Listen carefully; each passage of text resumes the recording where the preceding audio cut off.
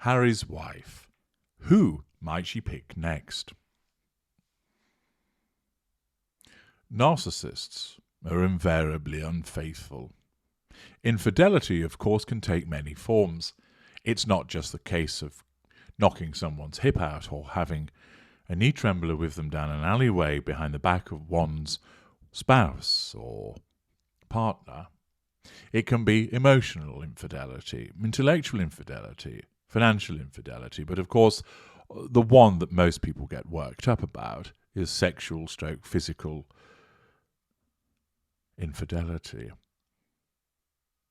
You know from my work that the dynamic with the narcissist, where they have an intimate partner primary source, is seduction, embedding, both of which are covered by a golden period, sometimes a bronze period.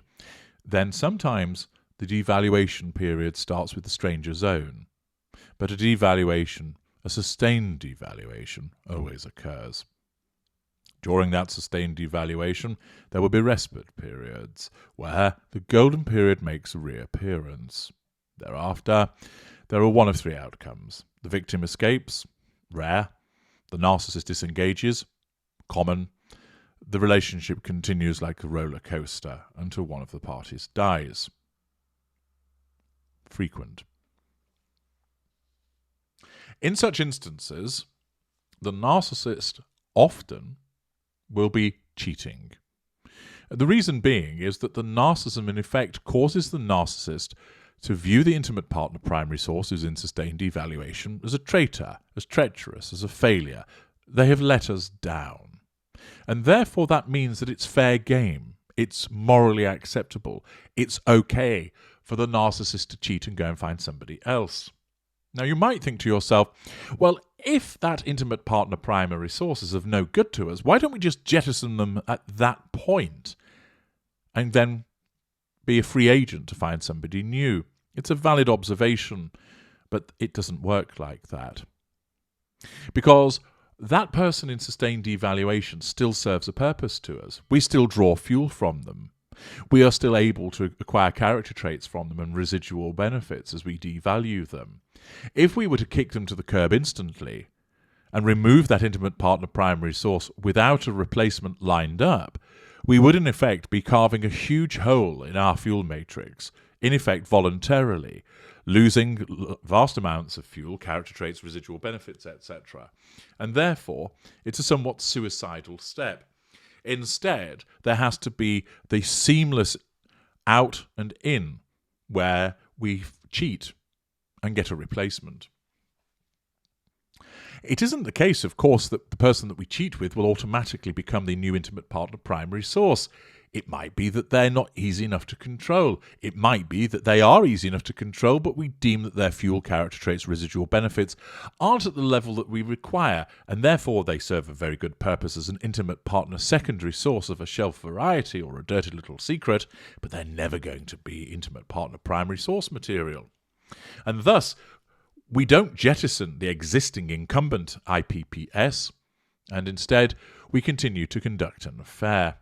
In other instances, we recognise that the IPSS is easy to control, and they do provide those excellent benefits vis-a-vis residual benefits, character traits, and plenty of fuel, and therefore it makes sense to get rid of the existing incumbent intimate partner primary source, thus a disengagement trigger occurs, and we then install their replacement immediately as the new IPPS. This is why often you will find the narcissist has suddenly moved on very quickly to somebody new.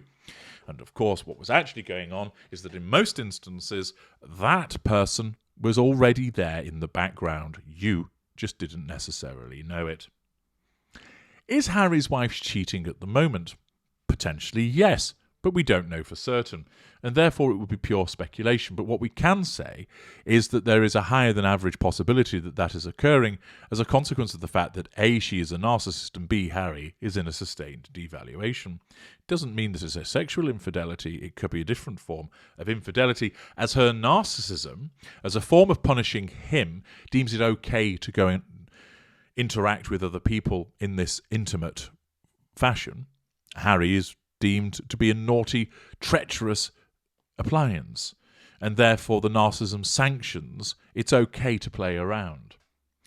The advantage also is that the narcissism may well be looking at the people that she is potentially playing around with as replacements for Harry. Were he to be replaced, what would she be looking for?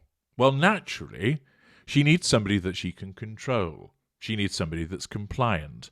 And invariably, empathic individuals are the best ones in that regard because of the presence of the addiction. It makes the empath easier to ensnare and keep ensnared. And therefore, finding an empath would be something that her narcissism would be guiding her to do.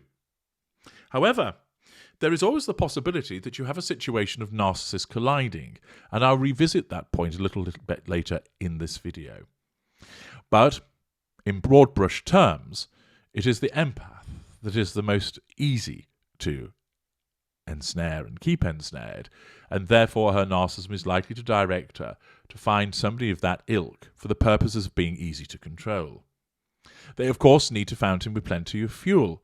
That can happen with anybody of the categories, but again, it tends to be the case that empathic people are generally more candid with their emotions and, of course, have a wider emotional spectrum than, say, a narcissist does. Another reason why the empath proves so attractive. She will, of course, subconsciously be looking for those character traits. I don't necessarily see that she would be focusing on somebody who's highly intelligent. In a way, her narcissism may find that intimidating, and instead will be looking to acquire character traits from somebody who is talented, i.e., somebody in the music industry, somebody who is perhaps involved in film and writing, somebody who's involved in drama in some way. And therefore she is more likely to look for somebody of that ilk, generally in the entertainment industry, because it's an environment in which she has been involved and has a degree of comfort and familiarity with it. That will enable her, of course, to pull those character traits. It could be that she gets somebody outside of that industry, somebody from science, somebody from technology, somebody from tech entrepreneurs. It's a possibility, and thus acquires their achievements as her own. But I see it's most likely that she would go hunting within the entertainment field. It's one that she's most comfortable with, and of course it's one that she does still have a degree of access to. What about those residual benefits? Well, she needs somebody with money. Money is hugely important to Harry's wife, and therefore, if you ain't got a bean to your name, she ain't going to be interested. This gal is high maintenance in terms of fashion, security, PR, and so forth. She needs a staff, and somebody's going to have to pay for it, and she would prefer that it's somebody else's money. Because, of course, showing that lack of boundary recognition by way of asset appropriation, the narcissist is often keen to utilise other people's money.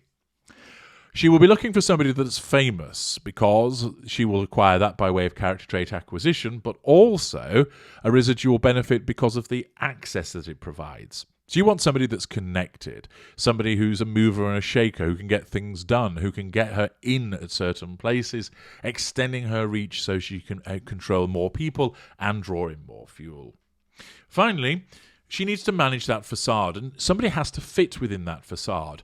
So some renegade bad boy isn't going to prove appealing to her, because that would conflict with the facade, and instead she's going to be looking for somebody who ticks those philanthropic boxes so that it accords with her own skewed view of herself.